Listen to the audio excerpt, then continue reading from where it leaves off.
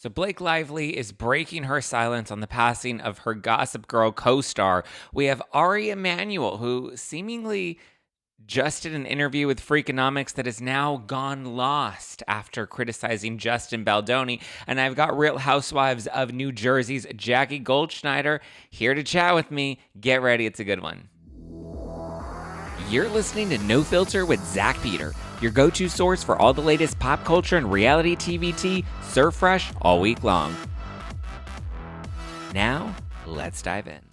Welcome on in, guys. What's up? What's going on? Happy Thursday. Happy Thursday, almost Friday. I have a very special episode. We will be live streaming again. This is a pre-record. Just letting you know, this is a pre-record because at the end of the second half of, the end of this episode, I have Jackie Goldschnieder from the Real Housewives of New Jersey on. We talk about Real Housewives of New Jersey, but she's an attorney, so I ask her a lot about Blake and Baldoni, and then we talk about her book, and we talk about, our shared experience with eating disorders, and it's actually a really good conversation. So if you want something more than just the fluff and the news and the pop culture, it's a really good convo. The first chunk of the interview is dedicated to Housewives. Second chunk is dedicated to Blake and Baldoni, and then the final part is dedicated to our experiences with, eating disorders, overcoming recovery, all that fun stuff. But yeah, I even ask her about Dolores and the Traitors. She's got a little tea there, sense some tension. She shoots down the Jersey reunion, or not reunion, the reboot rumors about the casting and who's coming back and who's not coming back, all that stuff. But before that, I wanted to dive into this very tragic news about actress Michelle Trachtenberg, who was, she was on from 2008 to 2012 on Gossip Girl. She was on the cast. She played Georgina Sparks. I never watched Gossip Girl, but my understanding is she was believed to have been Gossip Girl. Obviously, Gossip Girl in the end is revealed, but I think for Gossip Girl fans, if you watch the show, please enlighten us. But I believe she was someone that they were predicting may have been XOXO Gossip Girl, right? So yeah, she passed away, unfortunately. Very tragic. She was young. She wasn't even in her 40s yet. And it is heartbreaking when you see this tragic news of somebody so young.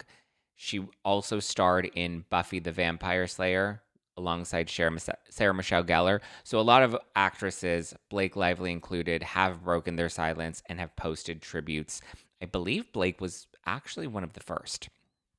But so we'll get into those because I feel like, I don't know. I don't want to. I hate that Blake Lively is kind of hijacking the moment that this poor woman deserves of being remembered. And I feel like she's definitely hijacking it because she's inserted herself into the conversation. And I've said this many times with these people in Hollywood.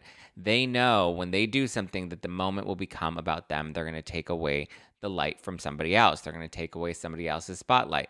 And it kind of feels unfortunate that she knows that there's all this heat on her, and yet she chose to post this tribute, which we're going to get into. I'm glad that she spoke out, but just there were parts of it that stuck out to me that were interesting. And then I want to talk about this Ari Emanuel from WME, who did this interview on Freakonomics, on the Freakonomics podcast, that seemingly, we love those tech issues. There was a tech issue, and we seemingly no longer have that interview, and it's no longer going to be revealed after all. So we'll get into that. But let's start with Michelle. So like I said, Michelle, I believe she played Buffy's sister, Dawn, on Buffy. And so she was Sarah Michelle Gellar's sister, and then she played Georgina Sparks on Gossip Girl. There were a couple of other notable projects, but I think those are the two that she's the most known for. And so Sarah Michelle Gellar did post a tribute to her younger sister, Dawn Michelle. And so she posted all of these photos. It was like a slide of different photos of the two of them together. We see them behind the scenes. We see them taking, it looks like a Halloween selfie. We see them hanging out and about. There's this really sad photo that Sarah posts with Michelle on one side and Shannon Doherty on the other side, which is gut-wrenching knowing that she's lost both of them. And Shannon Doherty was also a recent passing as well. Now, she was only on Buffy, I want to say for 3 years. I think it was 2000 to 2003 that she starred on Buffy. And she, like I said, played Buffy's younger sister. spoilers for, I guess, does anybody care if I give you Buffy spoilers? I didn't watch Buffy either, so I only knew of this when I started looking into it. But obviously, Buffy, as you heard, dies at the end of the series. I believe she sacrifices her life to save the world. And so there's a heartfelt moment between Buffy and Dawn, their two characters, where Dawn, I guess, is going to sacrifice herself, and Buffy ends up falling on the sword, so to speak, and she takes that hit for her. And it was just, and she tells her, there's a speech that people are now circulating that Buffy's character says to Dawn, where it talks about, one of the bravest things you can do in this life is live. And she just posted this really beautiful tribute to Michelle that I thought was really sweet. And just notice, like, it's this collage of photos. It's a feed post, and she shows all of these photos of them behind the scenes and after Buffy. And, you see that they're very much still in each other's lives, or kept up somewhat after the show. We also have Kimberly J. Brown, who I was shocked. I didn't realize Kimberly's best known for Halloween Town. If any of you guys watched Halloween Town or the Halloween Town movies, the first three Kimberly was in. And then I believe the fourth one, they tried to replace Kimberly. Or she was in the first two. They replaced her for the third, and I think she returned for the fourth. Something weird like that. But so she, I guess, knew Michelle, posted a photo of the two of them together. Again, this is not a set photo. People are posting all these beautiful tributes. I just saw as I logged on here that Jessica Zor also posted a tribute with multiple photos with the cast members of Gossip Girl, because Jessica also played a role on Gossip Girl. So she shows the two of them behind the scenes on set of Gossip Girl, selfie with the two of them together on the red carpet. Behind the scenes looks like an iPhone photo with them at a fashion show with a variety of different cast members. This one's interesting. We have Jessica next to Michelle, and on the other side of her, she has Anna Kendrick. I thought that was an interesting choice of her to make. More behind the scenes photos with the cast of Gossip Girl. Here we see Penn Badgley, Leighton Meester. I don't believe Penn or Leighton have posted tributes as of yet. Let's check just to... Is Penn Badgley even on? Oh, he is on Instagram. No, it doesn't appear he's posted a tribute, nor has Leighton Meester. Which, I mean, makes sense. They don't need to post a tribute right away, right? The fact that these other actresses decided to post speaks to the relationship. But so what I find so interesting, though, about all of these tributes, and again, not to take the moment away from her, because may she rest in peace, and I wish she would have been able to have this moment that she rightfully deserved. But when we get into Blake Lively's tribute, she posted it on her Instagram stories. And naturally, listen, these are two actresses that worked together on this series for many years. Georgina and who did Blake play? Serena. The two of them crossed paths. They starred on this show for multiple seasons. I believe Michelle reprised her role. HBO Max tried to do a reboot of Gossip Girl, and I believe it only lasted 2 seasons, and she came back and made a couple of cameos. I think she starred in 4 different episodes in the second season of the HBO Max show, or the HBO Max reboot, but it ultimately got canceled because it didn't do well. But so Blake posted this on her Instagram story, which my friend Donna made a good point of, like, why would she post on her story and not her feed, like, given that stories only last 24 hours? And if you remember, Blake did this when there was all that heat around whether or not she was a bitch on the set of It Ends With Us. And so she posted these resources. People are like, her interviews are tone deaf and she's not really talking about the sentiment of the movie. And then she ended up posting 2 Instagram stories. And again, stories only last 24 hours, but she posted 2 Instagram stories where she shared resources for domestic violence. She didn't come out and say anything about it. She didn't speak about victims or survivors or share their stories or do press with any of them. It was very much, the marketing was where bring your friends, wear your florals, buy my Betty Buzz, here's my hair care line. Like, it was all very tone deaf. But so I guess it's not entirely out of character for Blake Lively to post on her Instagram story, but she shares this photo of, it looks like Serena and Georgina. It looks like it's a still shot from Gossip Girl. And so in the tribute, Blake Lively writes, here, I'll read it to you. This is the first day I met Michelle. She was electricity. She knew when she entered a room because the vibration changed. Everything she did 200%. She laughed to the fullest at someone's jokes. She faced authority head on when she felt something was wrong. She cared deeply about her work. She was proud to be part of this community and industry, as painful as it could be sometimes. She was fiercely loyal to her friends and brave for those she loved. She was big and bold and distinctly herself. She always had yummy caramel smelling lip gloss on because she didn't just want to sparkle on camera. She liked creating a nice experience for anyone who was in her orbit, even down to the subtle smell of her lip gloss, because she cared about the sweet details. She was a kind person, though, through and through. Time passes, you take for granted that you get the chance to see an old friend. To paraphrase, the real tragedies in life are the ones that blindside you on an idle Tuesday. Hold those you love and hold those you love and have loved dear. The world lost a deeply sensitive and good person in Michelle. May her work and her heart be remembered by those who were lucky enough to experience her fire. A nice tribute, right?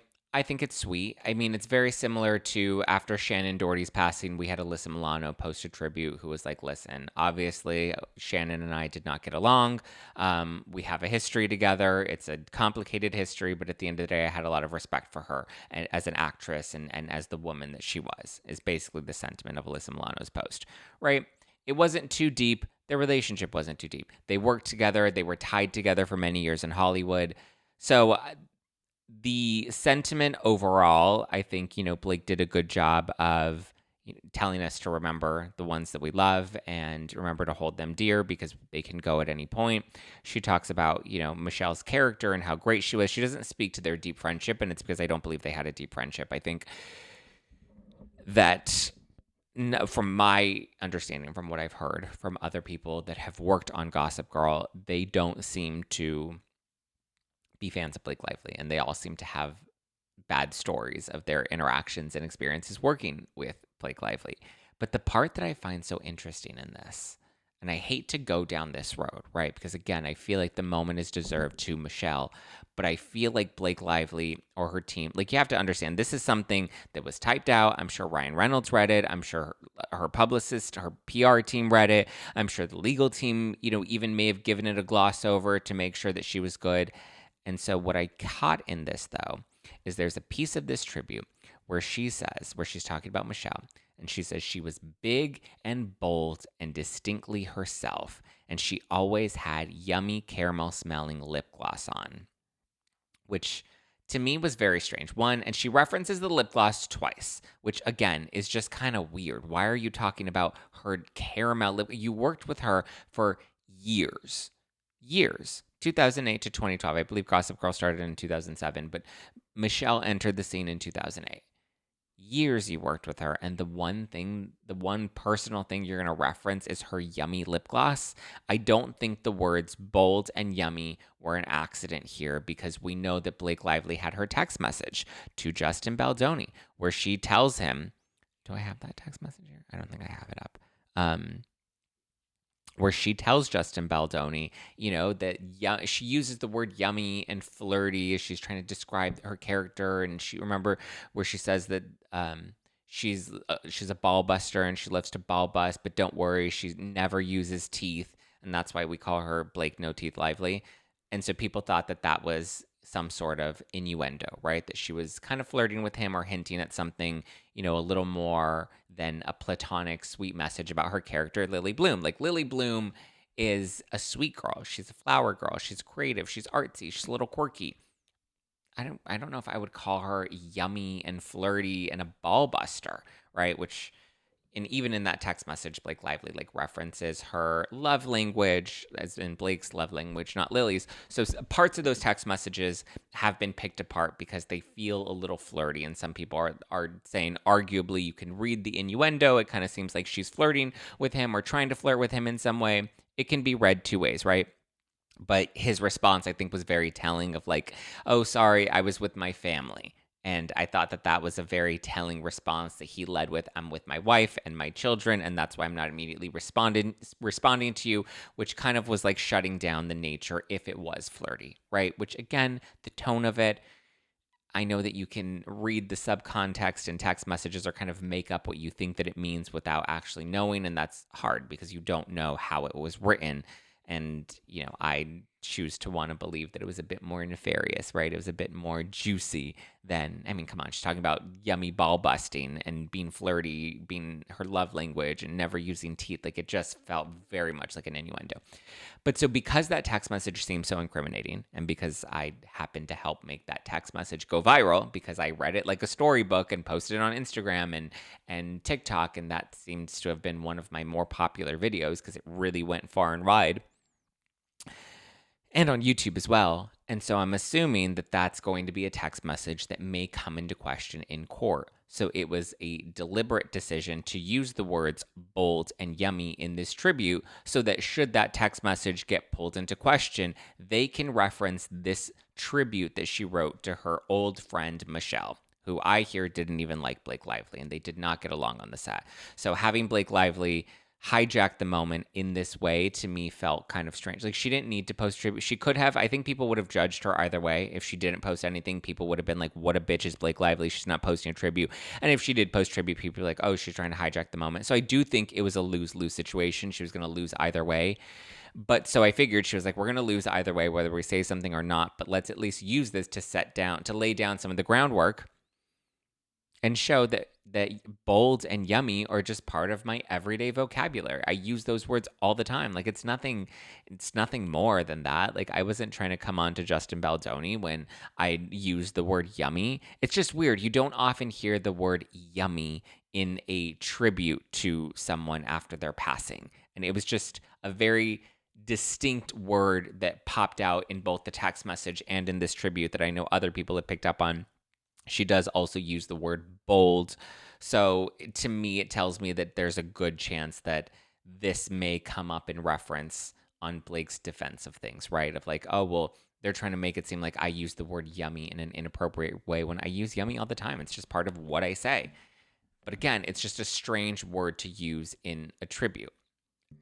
That said, I do agree it would have been a lose-lose situation, but just the way I told you, everybody know, like Anna Kendrick yesterday with the BAFTAs, and everyone's like, was she or wasn't she?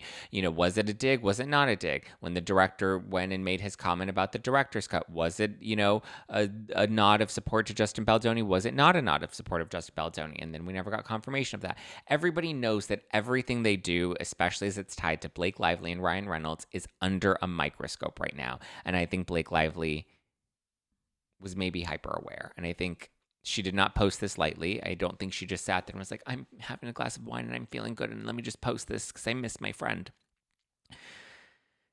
I'm sure they had a complicated relationship, very similar to like Alyssa Milano and Shannon Doherty.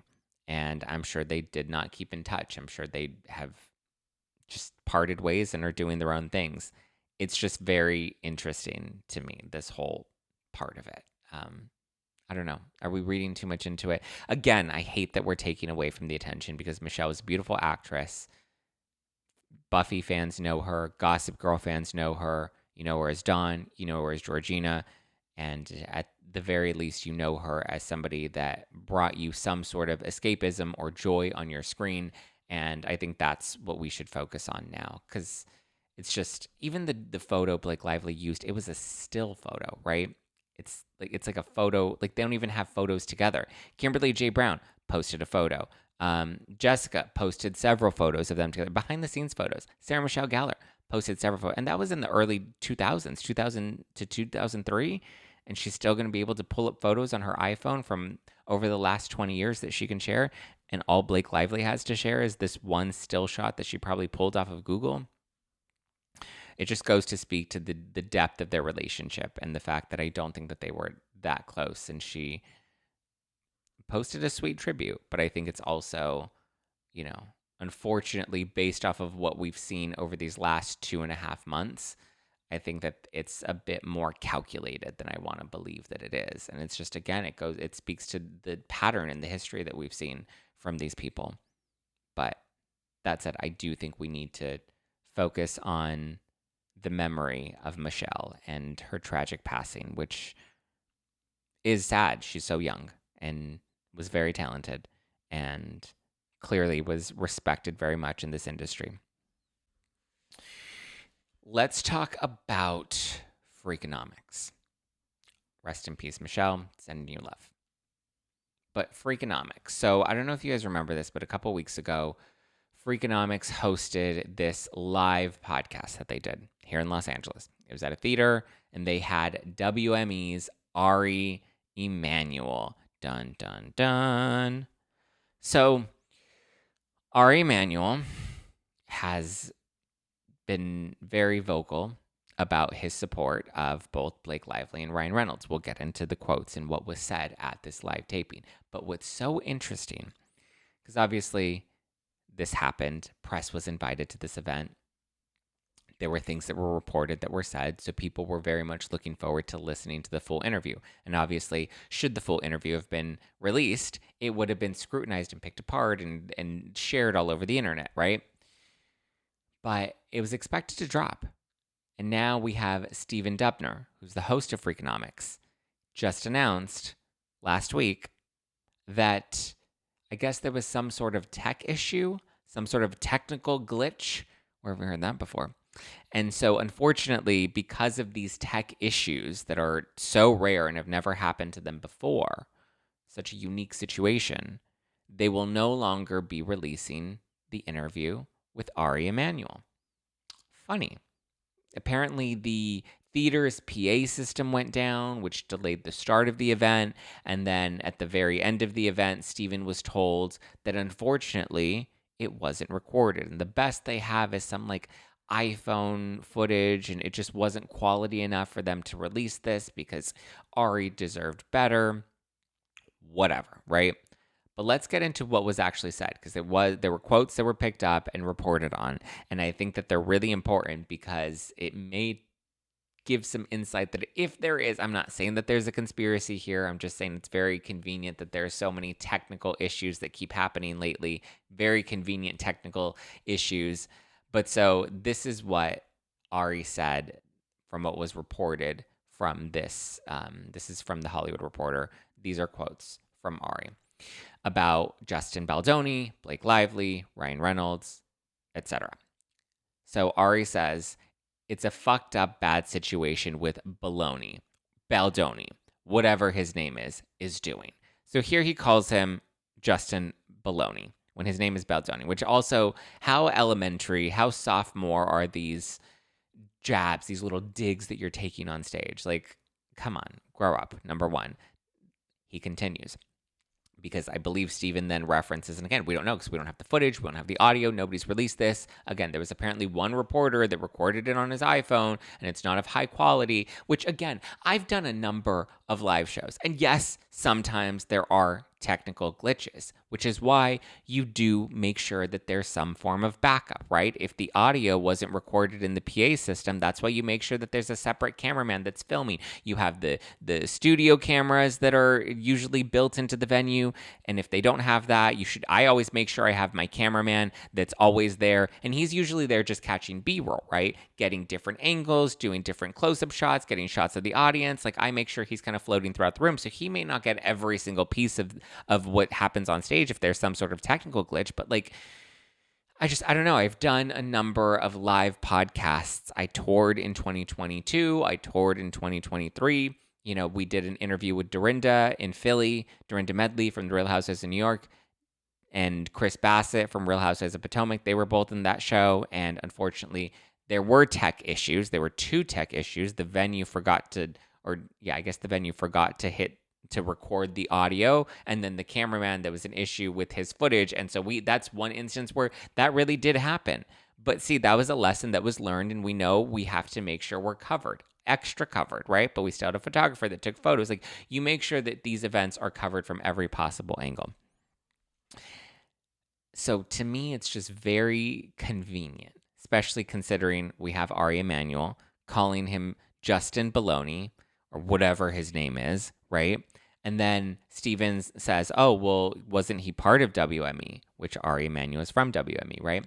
And then Ari Emanuel replies, until I fired him, basically confirming that, yes, Justin Baldoni was let go from WME, which we know at this point. Until I fired him. It's not really fair. I've known Ryan and Blake for over a decade. They're really incredible people. Okay, so do you know Justin Baldoni? Have you known him? How long have you known him? What do you know of his character, right? You say that you have a good relationship and you know who Ryan and Blake are, but vice versa. Do you know, like, I want to know what your experience is with Justin Baldoni, as you called him, right? They're really incredible people, he says of Blake and Ryan. In Hollywood, they've been incredibly successful. May speak to motive because WME gets paid by commission. They don't get paid. I don't believe they make I don't believe they're on retainer. I believe that the money that they get is based off of commission. So whatever their clients bring in is what they're bringing in. In Hollywood, they've been incredibly successful. People work with them. They've never had any bad mojo out there or treated people badly.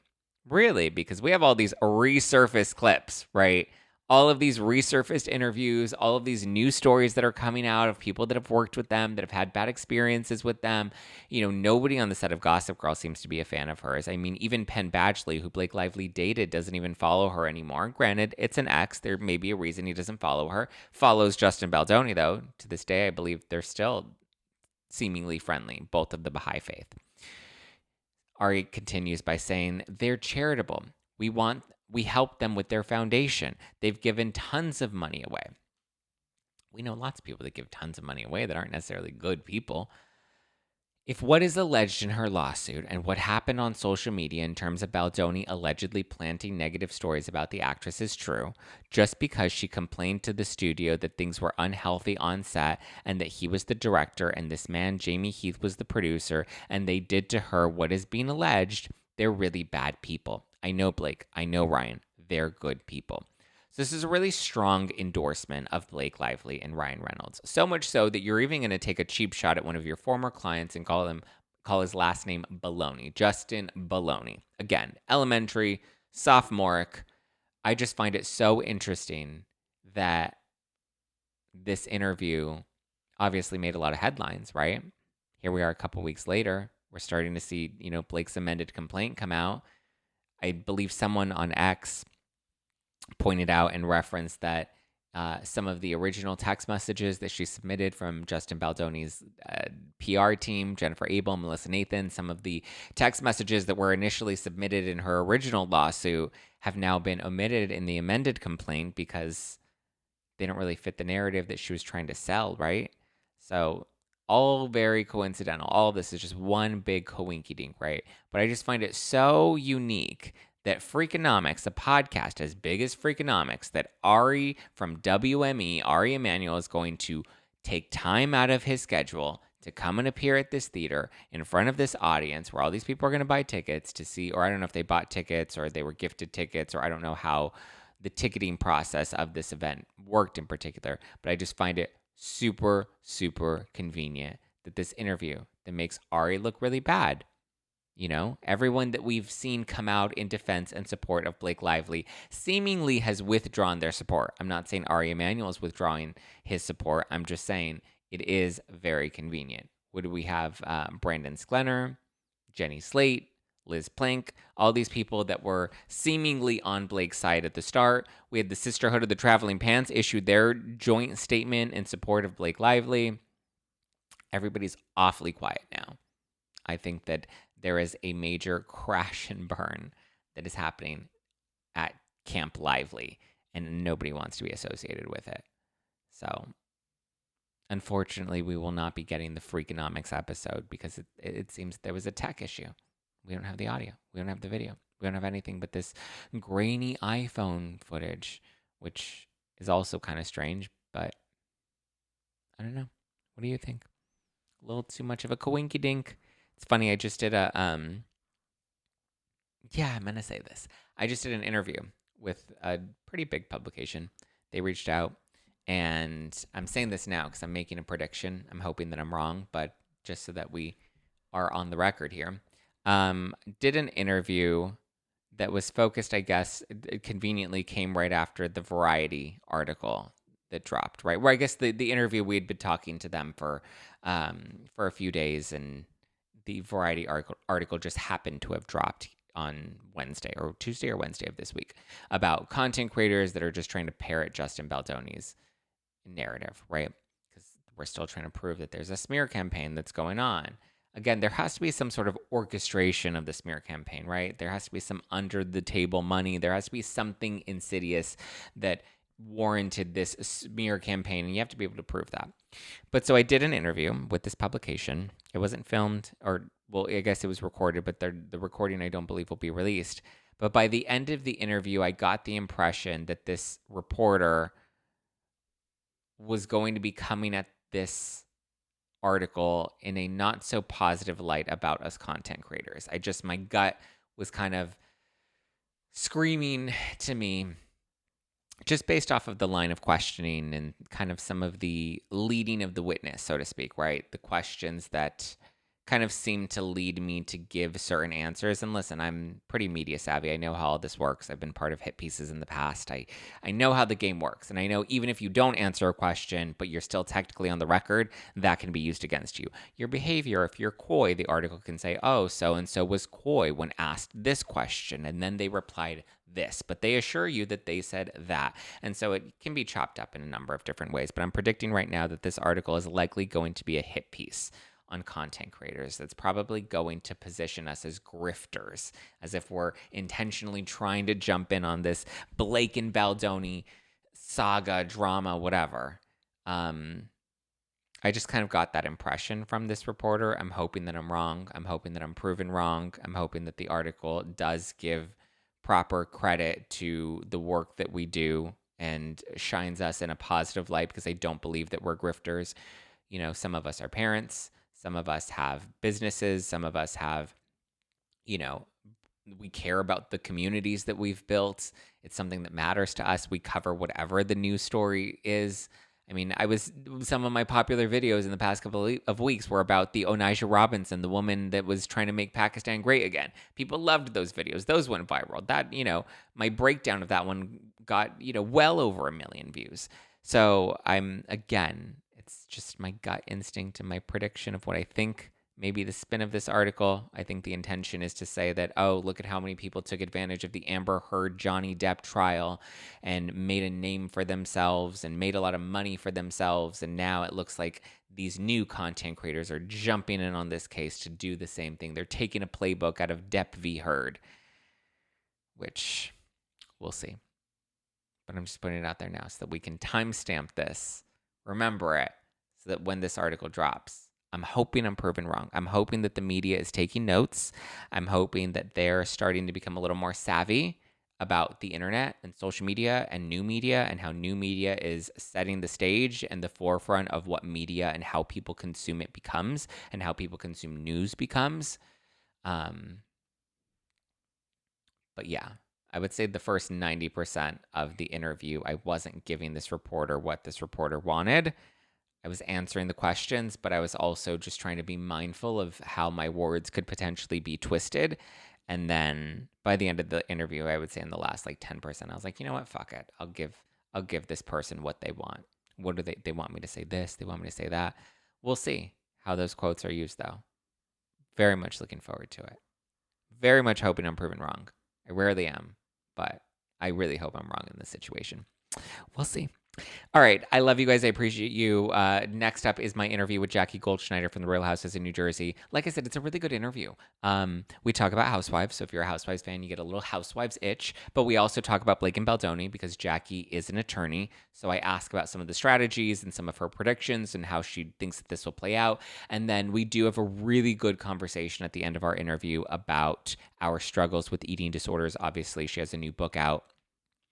And it's about her journey to recovery with an eating disorder, which was part of her storyline in the last couple of seasons that she was on Real Housewives in New Jersey. And it's a really good conversation. We bond, we go deep, we, get into the mess of it, and it's fun. So be sure to support Jackie Goldschnieder and tune into our interview. All right, guys, I will talk to you tomorrow. I'll be live tomorrow. We'll be back live again. Donna Bowling's going to be on the podcast. Ari Jacobs is going to be on the podcast. Colonel Kurtz on X is going to be on the podcast. We're going to have a town hall roundtable style. Maybe we'll do one next week as well. I don't want to have 15 people on one live, but at least if we do 4 people, maybe those are our Friday town hall calls. Might be kind of fun, right? I don't know. Let me know who else you want to see me collab with in the comments below. All right, guys. Follow me at Just Plain Zack. Follow the podcast at No Filter with Zack. Leave a review on Apple Podcasts. Subscribe if you haven't subscribed. We're at 71,000 subscribers, which is incredible. I'm so grateful for you guys. Love this community that we built. The Zack Pack is growing. It's getting stronger. I love it. I love it. And not just because I'm a grifter. I want to count all the money that I'm making off of the takedown of Blake Lively. All right. Love you guys. Mwah. All right, guys, I am still in New York. You're probably on like week 2 of content that we're shooting from New York, but I have a very special guest from one of the favorite shows that I feel like we're missing right now, and that's Real Housewives of New Jersey. She's one of the Jersey veterans. She's here to spill some tea and talk about her new book. Please welcome Jackie Goldschnieder. Hey, everyone. Thank you for having me. How are you? I'm good. I'm so excited to be here because I only get to hear your voice through my phone. And now I get to see your face in person. I know. How's everyone's favorite hunky house husband, Evan? He's good. He is thriving. He's enjoying, the break from the show. Yeah. He got put through it. Oh, he did. And he enjoys me being a friend much more than being full-time. And I got to tell you, I think I enjoy being a friend more than full-time. And I say that out loud knowing that, the network hears it. You still took a beating, though. I took a beating last season, for sure. I mean, that was in large part the edit, and I never complain about the edit. I'm not that person who calls the network and complains, but I will tell you that, things didn't go the way that the show made it look. It wasn't like, oh, I'm mad at Margaret, let me be friends with Teresa. Yeah. But I took a beating, but it kind of died down much quicker than I thought. Well, I mean, I always say, the audience, it's the news cycle is done, and, in 6 months, nobody remembers. Oh, yeah, even quicker than that. But I think I was surprised by how quickly it died down because the hate was just intense. I actually got rid of Instagram probably the 2 days before the finale aired, and then I didn't sign back on until September. So Smart. a full month, and I just said I don't want to see it because it just exists in my phone. It's people who don't know me, and then it's over. Yeah, I mean that's the easiest way to not see it. It's just not even look at the comments, not even touch on it. It just out of sight, out of mind. Yeah, and I think that the most important thing is that Teresa and I are still friends. Yeah. So it wasn't really. I mean, the proverbial bomb dropped with a thud. You know, so it didn't really matter. So who on the cast are you still? You're still friends with Teresa then? I'm still friends with Teresa. We see each other for dinner. We were at a fashion show 2 weeks ago together. We talk on the phone. I see Jen Fessler all the time because we record a podcast together and Two we Jersey talk Jays. on the phone. Yeah. Other than that, once in a while, I'll exchange a text with Dolores. I mean, I'm on good terms with. Are you watching her on The Traitors? I don't watch Traitors, but I heard she's doing great. I talked to Frank Catania. Other than that, I don't talk to the other side of the couch, I guess you'd say. Rachel, Danielle, I forget that they're even on the show. Margaret, I have nothing to do with. And Melissa, I have nothing to do with. Yeah. Should the show come back and they all come back, or should you be on the cast with them? Do you feel like there would be some sort of mending? Because I feel like with Jersey, or at least in comparison, I've compared this to Salt Lake City, or even the original New York cast, they were able to go guns a-blazing, tear each other apart, but then by the end of the reunion, they were able to have some sort of resolution and be willing to move forward, at least for the sake of the show. Is that something you would be open to? I mean, I would. I think that there is one or two people on our show who are incapable of moving forward and treated the show as if it was a game, like the Hunger Games, and tried to get people isolated and kicked off, and it just doesn't work when you do that. Without them, I think that everybody could move forward nicely, but with that standing in the way, I don't think there's forward progress to be made. Yeah. So an article came out recently in OK Magazine saying that the 3 that are confirmed back are Teresa, Dolores, and Melissa, and everybody was going crazy about it. I was like, there's no way there's any truth to this. And then I think Kim D was the one that was and ended up being their source. Okay, first of all, there's no way that anyone's going to know. These decisions are made in a room with the like four heads of the show, and nobody is privy to those conversations. So there's no way that anyone's going to know that. Well, especially not Kim D, who's not even on the show. The other thing is this whole concept of like stay engaged. Yeah. That to me sounds so ridiculous. So if I put back on my lawyer cap, right? Why would the network tell somebody to stay engaged when, first of all, if they want to engage you, you're going to go running. Like, you're going to come. When they come knocking, you're going to answer, right?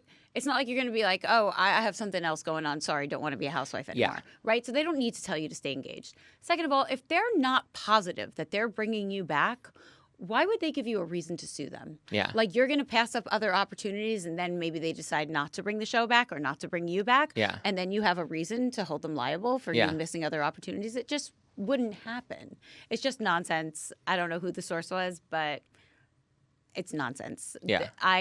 My understanding is that we are on pause, and they are looking around at who else can join this cast.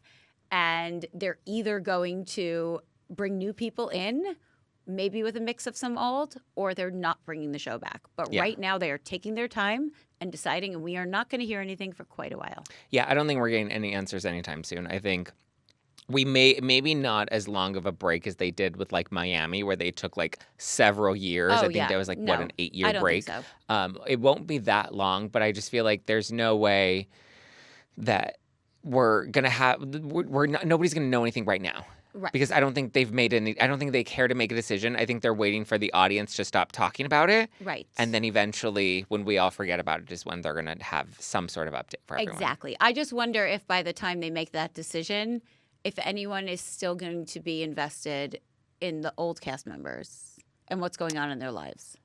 I think they have to, because if you look at New York and you look at Dubai, those are all new casts, all new women. And I just think the audience right now doesn't want to meet 7 new people that we have to emotionally invest in. That's why, like, I think Orange County is doing so well right now, is because they brought back some of the veterans with the current cast. They brought in some newbies, and it just kind of gave new life to the show. Yes. And there were people that we were able to root for. Same thing with Atlanta. You know, they brought back Portia, and they brought back Phaedra, and we have Kenya, and we have Drew, with a bunch of new women that I think it's the right formula when you bring back people that they miss with people that we get to meet, and it's just a nice transition. So we'll see, but definitely nobody knows anything right now. So Kim D's not on the casting team. How do we know that it was Kim D? I think she's confirmed. Sure? I think she's confirmed. Oh, okay. Yeah. Well, and I know she's reached out to some of my friends too.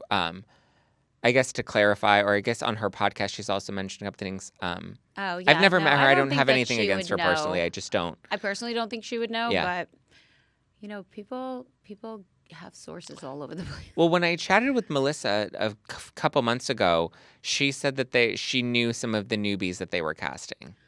Well, clearly they weren't casting them because they haven't been cast. Yeah. So I think she knew some of the people they've been looking at. Yeah. I also know some people in my town that they've spoken to. So I think they're casting a wide net. And I think when it comes down to who they actually choose, there's many, many people that none of us know yet. Yeah. The thing is that I know that they've been looking in places that are pretty far from North Jersey. I mean, Jersey's big. Yeah. And South Jersey to North Jersey, logistically, it wouldn't work for that to be one cast because you have to get together. No one's driving 2 hours to, have lunch. It's like Beverly Hills and OC, Orange County. Right. So I just wonder sometimes if it's going to be this cast with a mix of new, or if they're just going to go all new. I think everything is on the table, and I don't think we're going to know. How do you feel about the way the season ended? Because I feel like we didn't get a reunion, but we got like that watch party, which I feel like was underwhelming. It was underwhelming to be there too. Yeah. It was as you would expect, because we were separated the way we were separated all season. So I think that it was the right decision to cancel a reunion, because it would have just been more of the same. Yeah. And I think, listen, I move on very easily from everything because it's not that deep. Yeah. Right? It's a reality show, and there is such horrific things happening in the real world. Like, take it lightly, accept apologies, offer apologies, and move forward. right? So if Margaret called you right now and is like, I'm sorry, let's bury the hatchet, you'd be willing to move forward? Yes. It's not that deep. Yeah. Honestly, what? That you told Teresa that I spoke to her ex 4 years ago? Like, it's not that big of a freaking deal, you know? What I don't like is that Margaret went on podcasts for about 6 months after and just like tore me to pieces and like tried to embarrass me. And I just felt like, just stop. You know, like you're too, like the show is over. Like grow up. I didn't like it. That's what I disliked the most. Not what she did on the show, because on the show, you know, whatever. The show's the show. You're gladiators in the arena and everybody's watching. It was after, because I didn't say a bad word about her ever in press. I didn't say a bad word about anyone on the show. And I just didn't like that she did that. Yeah. But yeah, I mean, I don't think I would be like good friends with her ever again, but I would certainly move on. You know, it just bothers me that on every other show, you're allowed to move forward, right? Like I'm watching Potomac now, right? And Wendy and Giselle, right, are moving forward, or Karen and Giselle, or like both sets, and everybody's applauding them for moving forward. But when it came to me making up with Teresa, it was like such a big, like, how could you forgive someone like that? How could you? And basically, you know, they started a rumor about Wendy's marriage, right? Yeah. Like, why am I not allowed to make up with somebody and move forward? It was all because Margaret didn't let it be okay. Mm-hmm. And that's what bothers me. There's several things that bother me about Margaret, but if she, I mean, I forgive easily because I don't really care that much. So what was your relationship with Louis' ex? She called everybody, and I took the call because at the time I needed something. Yeah. Right? I mean, Teresa was coming after Evan. I needed something to come back with her with. And right after I started talking to her, other people started talking to her as well. I won't say names anymore. Because she would tell me about it, and I would say to her, please don't tell anybody I'm talking to you. And after a little while of speaking to her, I realized that she was just so deep, this woman. And she just, she was just so full of vengeance. Yeah. And I didn't really want to be a part of it anymore. I stopped speaking to her in any kind of like show capacity, like to get information, like any of that. I stopped speaking to her like a few months before. No, a few months before Teresa's wedding. So like a very long time ago. And then I would like text her back if she texted me, just because I didn't want her to like turn on me. 'Cause then I realized that she was vengeful, right? So if she wrote me, I would write her back, but nothing about anybody on the show. If she tried to talk to me about people on the show, I would tell her, like, maybe you should try moving on. Maybe you should try moving away. Have you met anybody new? Yeah. You know, so, but she was fully, like, entrenched with other people from the show. And other people in the media. Like, she spoke to everybody. See, and those are the types of people that make me very cautious, right? When you're so hungry to get a narrative out there, that's like if a housewife comes to me and they're like, this is what's going to come up on the new season, and I want to give you the heads up, and blah, blah. I immediately am like, I'm not interested. Yeah. I'm like, if you are so hell-bent on getting something out, I'm not interested. Yeah. I'll give you the benefit of the doubt as we see things play out. And if you want to talk about it, I'll bring you on and we can discuss it and have an open, dialogue about that. But I don't like that desperation to get something out, because then it tells me it's either rooted, like you said, in vengeance, or there's something that you're trying to deflect from. So you're trying to get ahead of the story. Yes. Yeah. I agree. And I stopped speaking with her. And, I mean, it was 2021.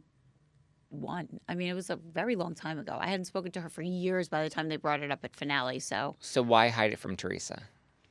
Well, why am I going to out myself, right? I mean, like, I don't know all the things. Well, if you're trying to build a genuine friendship. Yeah. I mean, and I didn't. I admitted it, right? And then the day after that scene, I got on a call with Teresa and Louis, and I told them I came clean, and I felt very bad about it. And not because I'm sorry, my phone. Not because I did it, because I feel like I had to do something at the time. Yeah. Right? So I don't feel bad about that part. I feel bad that, first of all, Louis, who's lovely. I mean, he got a shit at it. Louis, I feel bad that he was, caught up in this when I didn't even know him at that time. Because I'm not a vengeful person. I'm really not. And I just felt bad. I really did. No matter what was done to me, I felt bad that I behaved poorly in return.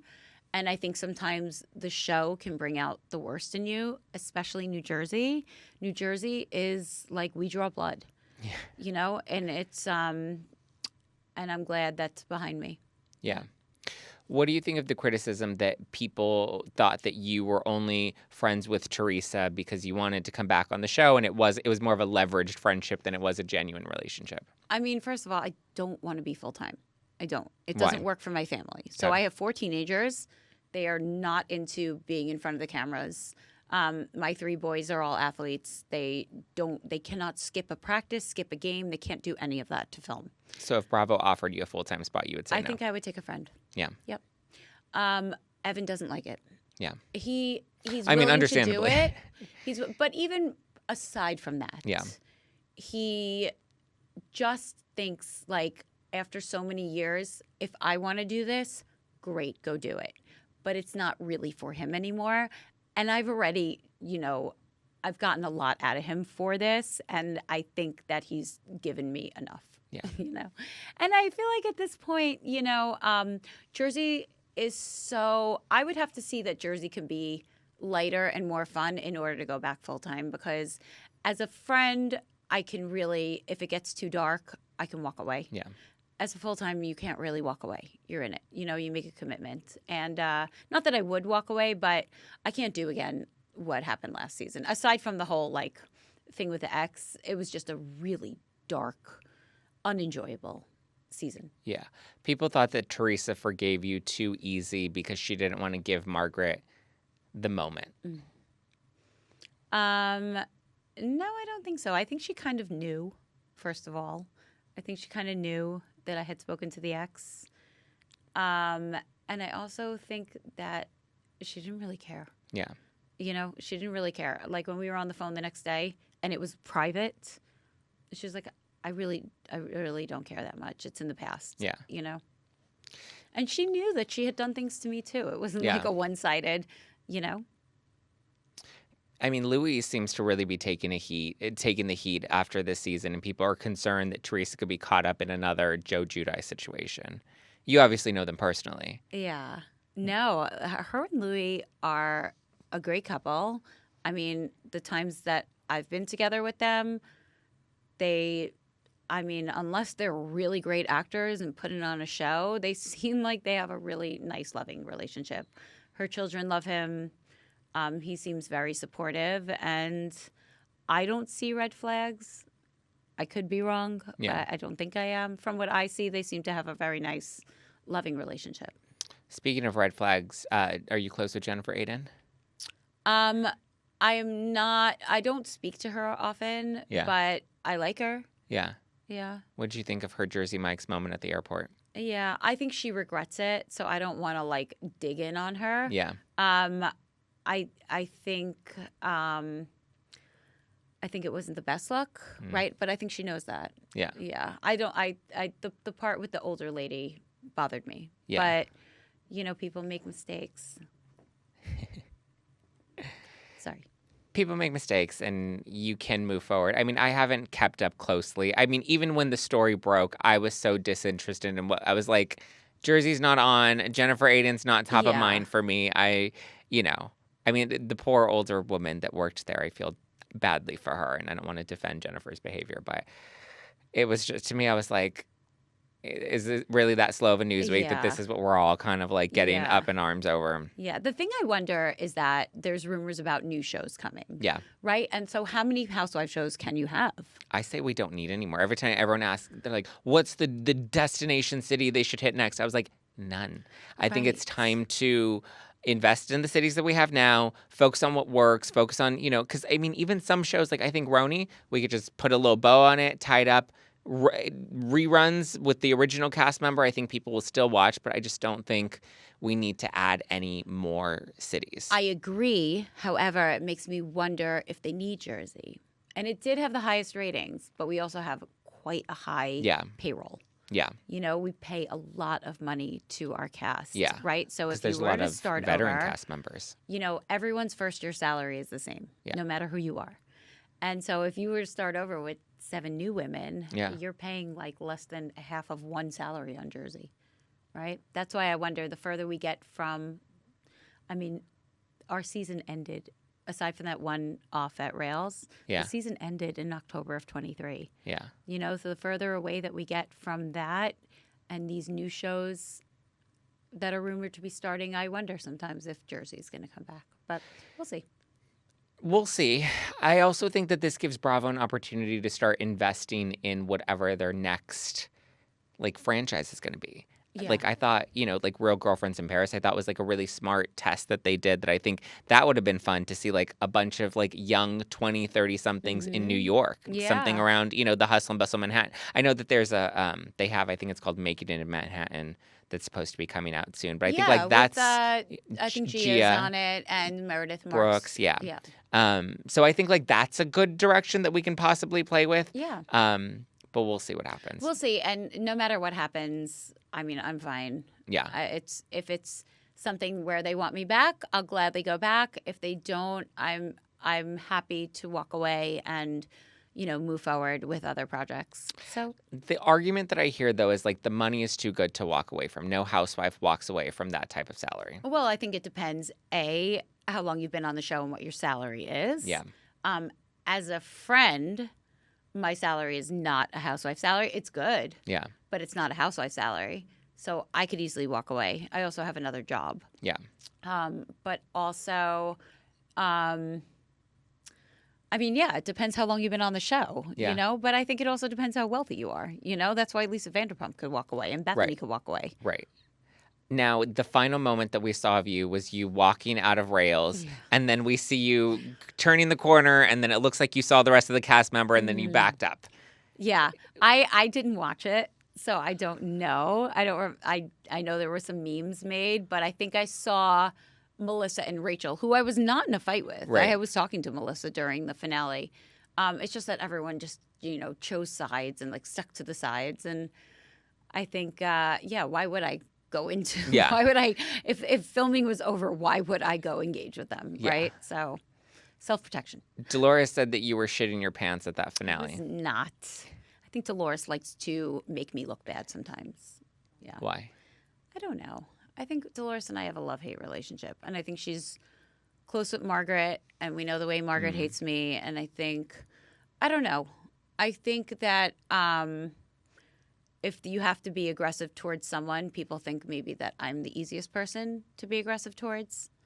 So I don't know what it is with Dolores. I certainly was not shitting my pants. It was over. I admitted it, and Teresa didn't care. If Teresa had said to me, "You fucking bitch," now it's on. Yeah. And I looked around that room and I had no allies, then I might have been shitting my pants, but that certainly is not the way it happened. That's a good point. Yeah. Yeah.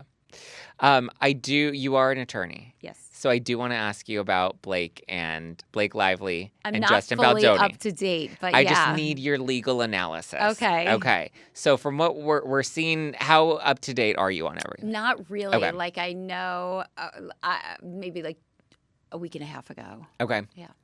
So I just want to know what Blake Lively recently released her amended complaint. Her and Baldoni, I'm comparing this to a bad divorce. They're out for blood. They're fighting over the pillow on the living room couch. Everything. It's the worst of the worst housewives reunion you've ever seen.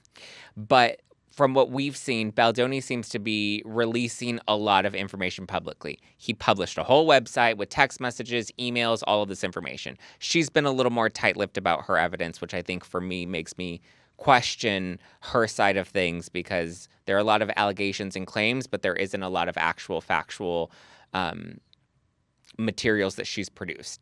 Text messages, emails, HR complaints, which to me would seem very easy to reveal. In her complaints, she's revealed his text messages with his PR team that she accessed, but she won't release any of the text messages that she wrote to people or even these alleged HR complaints that she claims she's filed. Is she maybe saving them for a future motion? Would that be something that she would be doing legally? Like, is there a benefit to... It could be that she's saving them if they go to trial or? So she filed a CRD complaint in California initially. And then and it was published in the New York Times. He then sued the New York Times for defamation.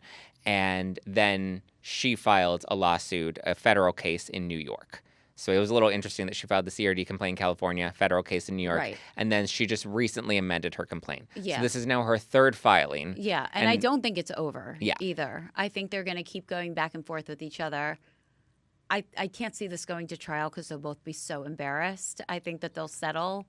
But I think that the saddest thing about all of it is that it took over the movie, that this woman worked so hard to write this book and was so picky about who she was going to allow to be a part of this movie. And I think that's the saddest point. But from where I'm sitting, it doesn't look good for Blake and Ryan. It doesn't. But I'm curious about the legal strategies that they're playing here. I mean, Justin Baldoni published an entire website where he put together an entire timeline with all of this seeming evidence that could potentially be used. I know text messages can be argued as hearsay, but what do you think of the two legal strategies? One that's just putting it all out there for the public to kind of consume and digest, and then Blake's side, who's kind of really keeping all of her cards close to the chest. Yeah, I think that Justin's strategy implies that he's got nothing to hide and he feels very confident in his legal defense.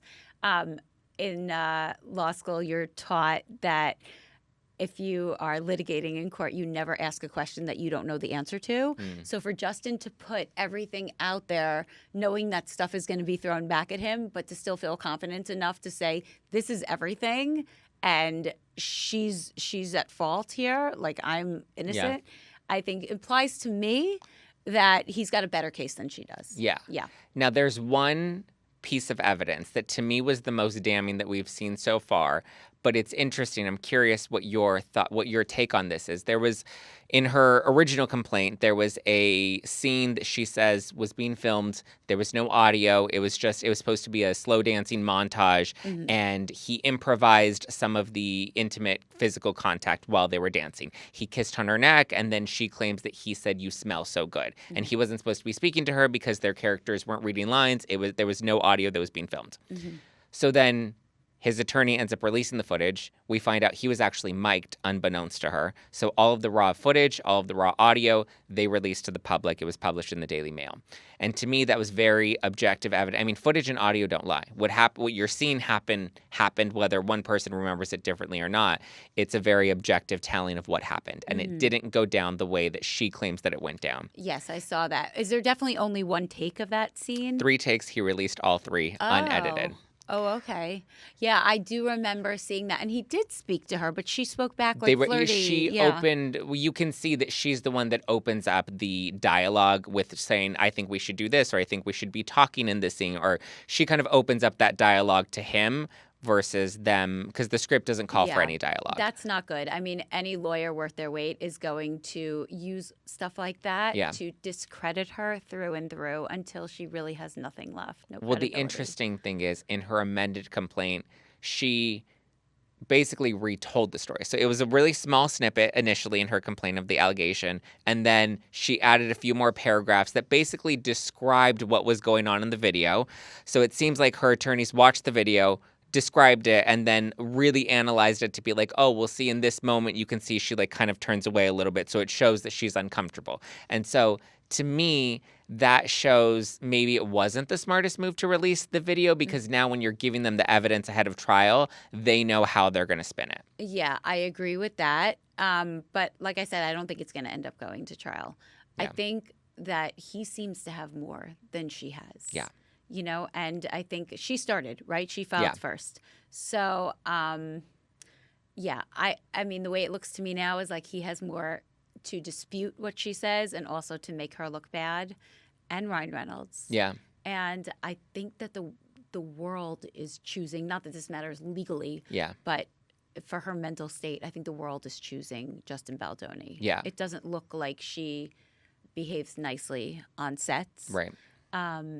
So, But I don't think it'll end up going to trial. I think she's playing a PR game of trying to convince the audience of what happened and using very vague terminology. So in her amended complaint, she also said that there were other actresses that felt uncomfortable around him. Did that come out yet? Who it was? Well, the speculation is it's Jenny Slate, who played the sister in the film, and then Isabella Ferrer, who played young Lily, Blake's character's younger version. So all in this film, not people who have worked on previous movies. Only this film. Yeah. So nobody from any other set or any other production that they've worked with Justin Baldoni has come out with any allegations. So it was only those 3 women. But then The Hollywood Reporter published an article the day that we're recording this, actually, and we found out that one of the other uncomfortable complaints. Here, I'll read it to you. It wasn't just Baldoni who ran into issues when interacting with cast members. The Hollywood Reporter has learned more about the nature of the complaint that it ends with us actress Jenny Slate lodged, which is referenced in court documents, but with Slate's name redacted. It stems from an interaction with Heath, who's the co-producer on the film, about the apartment Jenny Slate had rented in New York City, where it ends with us was shooting. Slate, who has a toddler, told him that she wasn't thrilled with the space that she had rented, but that moving wasn't an option because she didn't want to lose the sizable security deposit, which was around $15,000. Heath informed Slate that Wayfarer would reimburse her for the lost security deposit so she could find better accommodations, but apparently he made the offer using language that made her uncomfortable. Sources say that he focused so intensely on the sanctity of motherhood and Slate's role as a mother that she filed a complaint to the film's distributor Sony about the incident. A spokesperson said Slate did not return multiple requests for comment. So she's upset because the language he used he said something about, we will pay the $15,000 so that you don't lose your security deposit. Because he concentrated on her being a mother. That doesn't make any sense to me. I feel like people are like reaching now at this point, that was the headline though, and that's what all of the press reported on, was how uncomfortable other actresses were on set, along with Blake Lively. I mean, that's ridiculous. Yeah. I don't think that she has that much to stand on, and I think she knows that, and she's grasping at it. Yeah, you're either going to see the whole thing settle pretty soon, I think, or you're going to see her legal team start to walk away. Yeah. Well, we just saw that with Diddy. His attorney just dropped him. Mm-hmm. I'm not surprised. Yeah, that's what happens when you don't have a case. Yeah. And when you can't pay it anymore. I mean, she's got buckets of money. Yeah. He's so rich. But, lawyers don't like to lose. And if they see it's a losing case and you're continuing to push it, I mean, sometimes they walk away. Well, at what point do you, reason with your client? Because my thing is, are they really trying to win this case for her? Or are they just sitting back and letting her do what she wants to do, and they're just collecting their attorney's fees?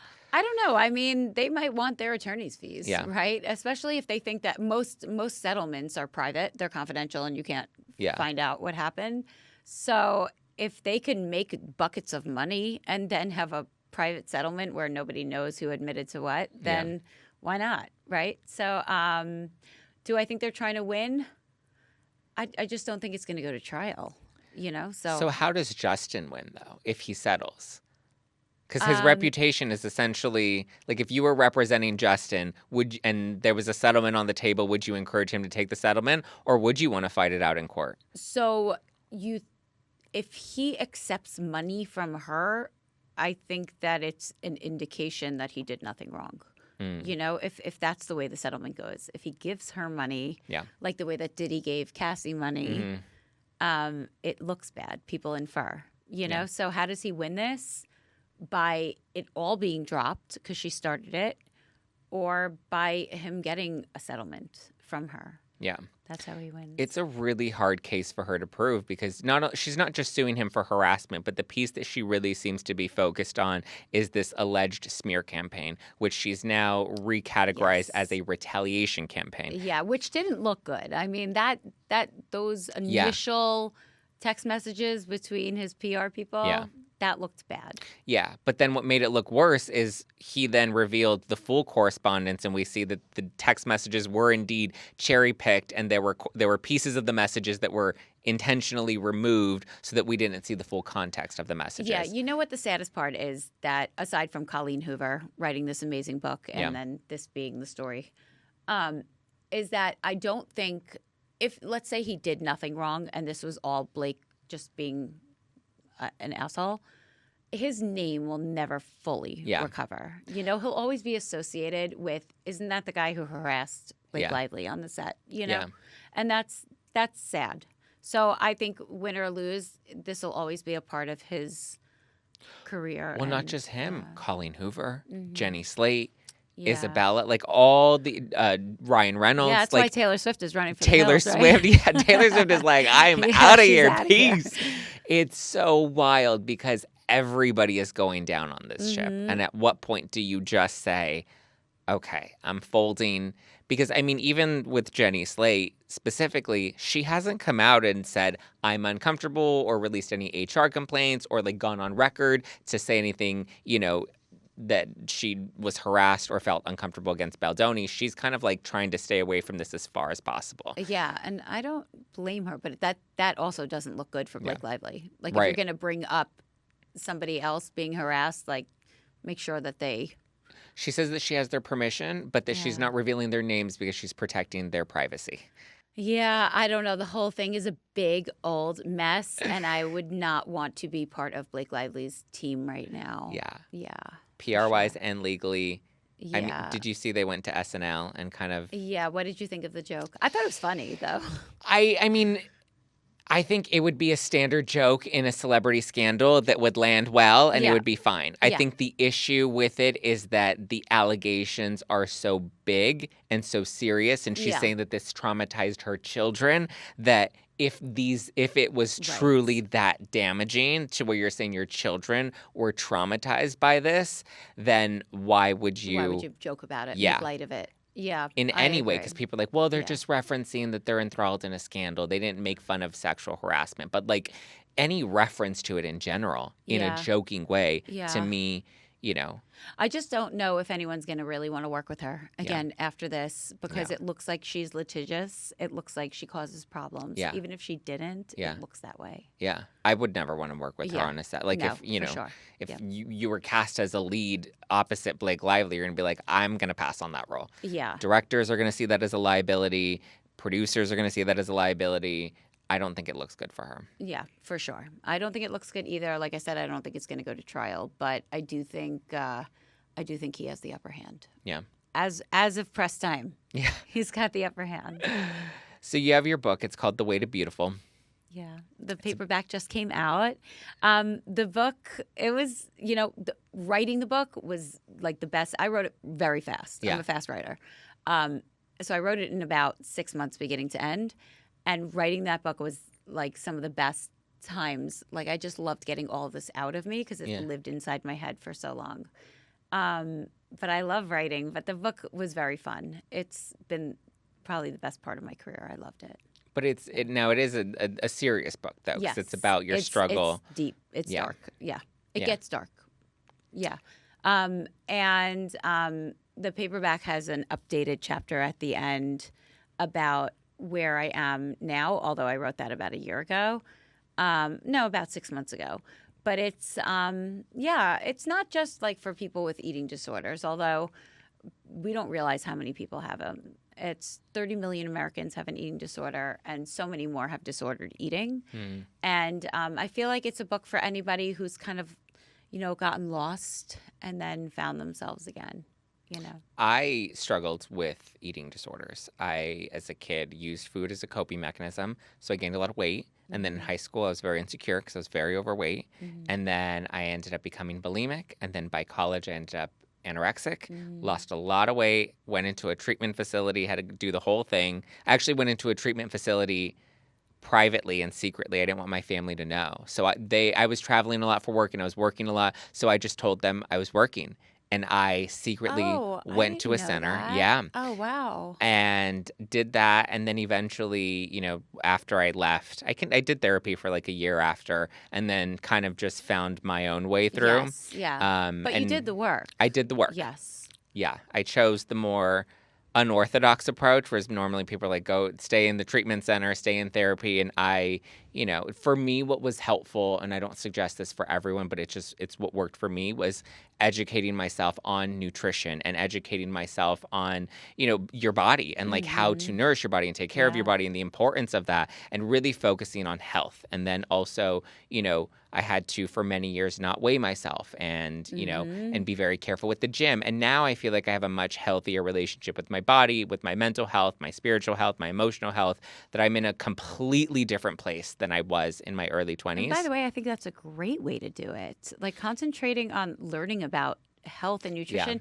because that's why a lot of people, not most, but a lot of people go down that spiral into an eating disorders, because you don't know the middle ground. You don't know how to not be overweight without doing something drastic, because no one teaches you that. My mom was an immigrant. My dad didn't know from dieting, so I was kind of like just wandering around in this like really overweight body, and I just was so sad about it because I was a teenager, and I thought my only option was to starve, right? So I starved, and then I lost a whole lot of weight, and then I got really scared of ever gaining back a pound because I didn't want to go back to what I was.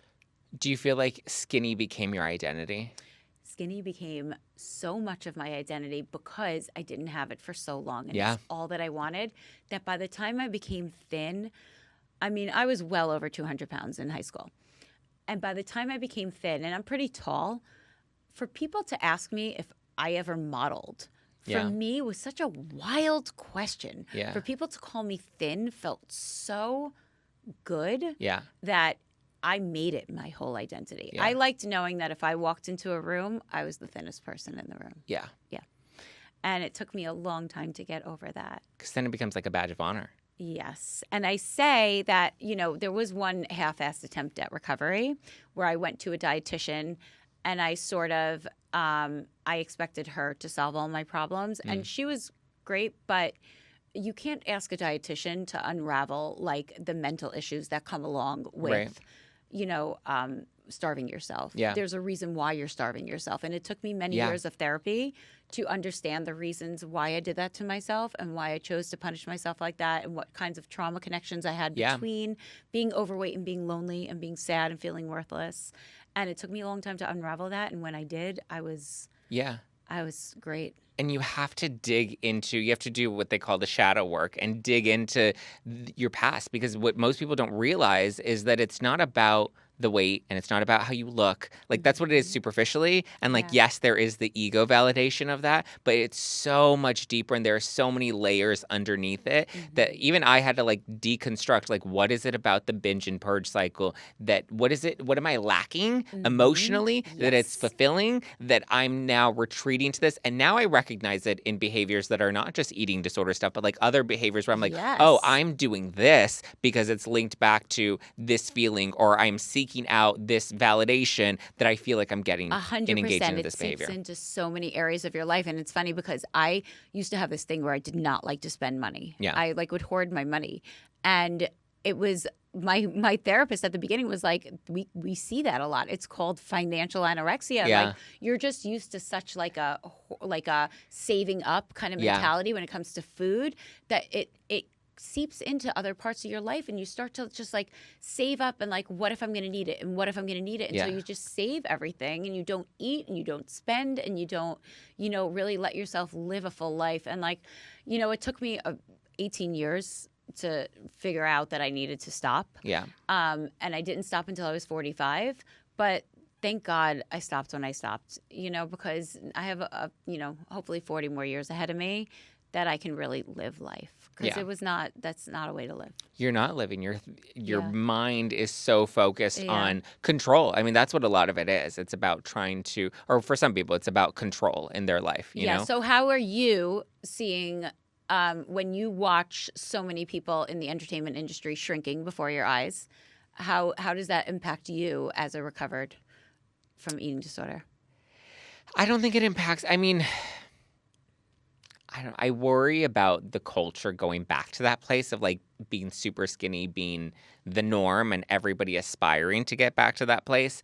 It doesn't trigger me as much anymore. I think I've just made such peace with myself and my body, and I'm so in tune with how I feel rather than how other people see me.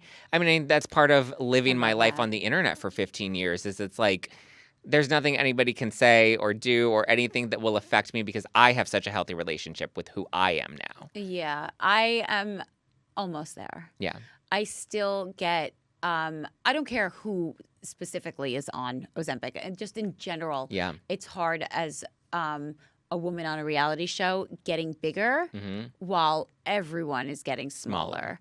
You know, and I would never go near the stuff. Yeah. And I do recognize its value for people who need it. Right. But I think that this industry is so underregulated and it does at time trigger me. It does. I get upset sometimes. And I think to myself, you know, this whole recovery process, which is often hard, could be just like obliterated if I just went on one of these drugs because I wouldn't think about it anymore and I'd just be thin and not have to worry about it. But I would never do it. Yeah, and it's normal. Yeah, it's the normalized thing to do. Yeah. You know, and people don't realize that there are long-term effects, not just physically, but like mentally and emotionally, like it does. I mean, similar to like you and I, when we first started losing a lot of weight and we became really thin, there's that ego boost, that validation, and then gaining it back becomes that fear of like, I can't gain it all back. Yeah. Yeah. So, yes. Even like gaining weight now, and like I'm at peace with my body, but I still don't love when my clothes are tight. Yeah. You know, so I just wonder what's going to happen. Like you said, I worry about the culture, and I worry about like my almost 15-year-old daughter looking around one day and being like, well, maybe I'll go on it because everyone's thin, and like I want to be thin, you know. And she's got a beautiful little figure, but that's what worries me is that one day I'll be the last person standing, you know. But that's okay. We'll see. Curious. So one of the reasons I decided to not continue with I was at the treatment center for a few weeks, but one of the reasons I decided to leave is I didn't fully align with the philosophy that they embraced there, which was that junk food is like you can normalize junk food and be okay with junk food. And not that I don't think that you can't. It was the relationship with food that their philosophy around it. They had this experiment where it was called challenge snack. And so it was essentially whoever was in the treatment center would go into the kitchen and whatever the snack would be, we would just kind of have to face it head on and eat it. And so a lot of the times it would be like donuts or cookies. And to me, I was like, why are we? And they're just like, you just have to learn how to be okay with eating donuts and cookies.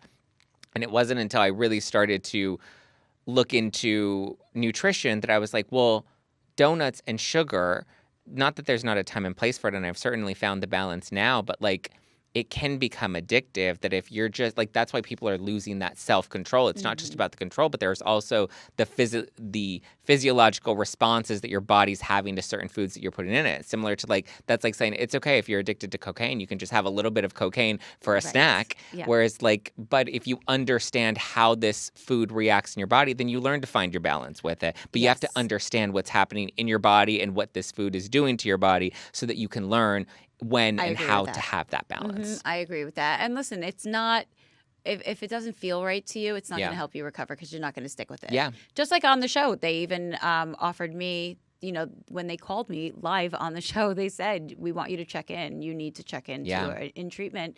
And I said no. And I knew it would look bad, but I needed something that worked for me and that felt right to me. And being away from my 4 young children wasn't the solution for me. So you have to know in your gut what feels right to you for your own body. As long as you're committed to recovery, I don't think that you need to stay somewhere that doesn't feel right for you. And what was that commitment for you? The commitment was that my children were watching me and my children were picking up my habits. And once I knew that, I said, I don't care how long this takes me, I'm going to find a therapist and a dietitian that I can do outpatient with, and I'm going to talk to them constantly for as many years as it takes until every little bit of this is gone. Yeah. And that's the commitment that I've stuck by. Yeah. And obviously, I'm not talking twice a week to each of them anymore, but I still speak once a week to each of them. And I still have some work to do, but I'm largely there. Yeah. Yeah. So when you do find yourself triggered or you find yourself in a challenging moment, how do you talk yourself off that ledge? First, I ask myself if the behavior is sustainable for the rest of my life, because whatever I do now, I'm going to have to stop at some point, right? So if I look at something and I'm terrified of it, I have to ask myself, am I prepared to not touch this food for the rest of my life? And if the answer is no, sometimes the answer is maybe, but I'm not ready right now. Yeah. But usually if the answer is no, I'll do it. Sometimes I just do it and then tell myself I'll deal with it later. Yeah. It's hard. A lot of times I have to put myself in situations I'm not comfortable with. Like, I got very used to limitations on how often I would go out to eat, but it also impacted my social life, because there are times when it doesn't just work to have 2 meals out of your house each week, right? So there are times now when I have, 7 or 8 meals out of my house in a single week, and including like lunches, or someone wants to meet for breakfast or dinner, and I say yes to all of them. I make sure I say yes because I don't want my social life impacted anymore by my food issues. So a lot of times I'll just do it and deal with it later. And a lot of times I do go home and feel very guilty, but it's all a process. My dietitian and therapist have assured me that for many people, it takes several years. Yeah. Several years. And once I found that out, I let myself exhale a little bit. And, there are times when I never backtrack. I never go backwards. But there are times when I stand still and don't make any forward progress for months at a time. Well, the hard part is like with, a drug addiction or alcohol, you can abstain. And with an eating disorder, you can't abstain from your body and you can't abstain from food. 100%. These are things that you're facing every day. Every day. There's no abstinence. There are a lot of people watching me with eating disorders, and I feel so good about being a positive role model for them and showing them that recovery is entirely possible. Yeah. No matter how far gone, and boy, was I far gone. Yeah. No matter how old you are, it's all entirely possible. And I remind myself that there are people watching when I have to make hard decisions sometimes. But, it gets easier. Yeah. It gets easier and easier. And the truth is that I am not, I have a husband who loves me, who's never going anywhere, as far as I can tell. He doesn't want to be a single guy. Yeah. So, if I'm not like a size 0, I'm not a supermodel. Yeah. I don't need to be a size 0. My kids don't care. My friends don't care. Like, nobody cares. Nobody cares. So I remind myself of that, and then I eat the food. Yeah. And then one thing that I think was really helpful for me at that time was, or even now, when you feel those urges or when I felt triggered, I would remind myself, if there's something that is pulling me to engage in this trigger, there is something equally as strong that can pull me away from it. Like I can, as easy as it is for me to do that, it's just as easy. The opposite is true. It's just as easy to not do that. That same power that's pulling me can stop me. And I'm in control of my mind. I'm in control of my body, and I'm in control of my choices. And it's more about, because I remember saying that one time during like a group therapy session when we were in treatment, and the therapist was like, that's really good that works for you, but like not everybody has that strong willpower. And in my head, I was like, but that's the problem, is telling people that they don't have that free will and that ability to, because I want people to feel empowered. I want them to know it is hard. It's not easy, but you're capable of it. Yes. And that's what you have to remind yourself, that you're stronger than that, because that urge is still, it's in you. Yeah. So that is a piece of you. And that same strong pull, you have that same strength to pull back. Yes, I agree with that. But also, like how you said that, like now you're so in touch with your body. The way that this is different than alcohol or drugs is, I do think that you can fully recover and leave it in your past. You don't always have, like an alcoholic says they're always an alcoholic, right? You don't always have an eating disorder. Yeah. For me right now, I have some disordered eating left, right? I do not have an eating disorder anymore, and I never intend to have an eating disorder again. And I can fully say that I do not have an eating disorder, right? Yeah. So I do think that a full, complete recovery, as opposed to like with drugs or alcohol, I think that with food, you can really walk away from it and leave it in your past. Yeah. Yeah. Absolutely. The Way to Beautiful, out on paperback now. Yes. Jackie, thank you for coming. Thank you for being on the show. Thank you so much for having me. This was a blast. Lovely. Yeah. We talked tea. We talked legal drama. We talked eating disorders. We covered it all. To say. Thank you, Jackie. Thank you, honey. Where can people follow you and get the book? Oh, I'm Jackie Goldschnieder on Instagram. And you can get the book anywhere books are sold, independent bookstores, Barnes & Noble, but Amazon is always the easiest. So Amazon.com. All right. Thank you. Thank you.